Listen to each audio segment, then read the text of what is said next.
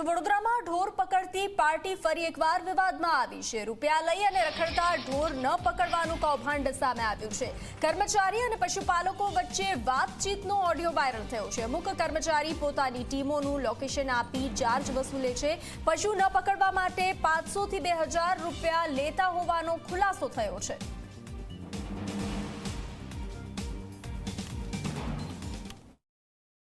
મેં તારી આટલી ભરી તો ભાઈ હવે એટલું ભરું તો તને આવેલું મેં કીધું ભાઈ અહીંયા ગાડી છે સ્ટોર માં નાખી એટલું ભરું તો તને કીધું મેં અત્યારે ગાયો મારી કેમ ના છોડી એટલે હવે તમે 2000 માંગો 3000 માંગો દારૂ પીવા માંગો તો તમને ના પાડી મેં ગારે એ તો તારી વાત સાચી છે પણ 3000 કહો તો 3000 ઠોકી આપું તમને મેં ખુદ ની ઉતરેલો હવે તને હું કહું છું ગાડી પર આ નંબર ઉપર હાઈ લખીને મોકલ 500 નાખી દો 1000 રૂપિયા લાગને મારા માટે ખાલી મેં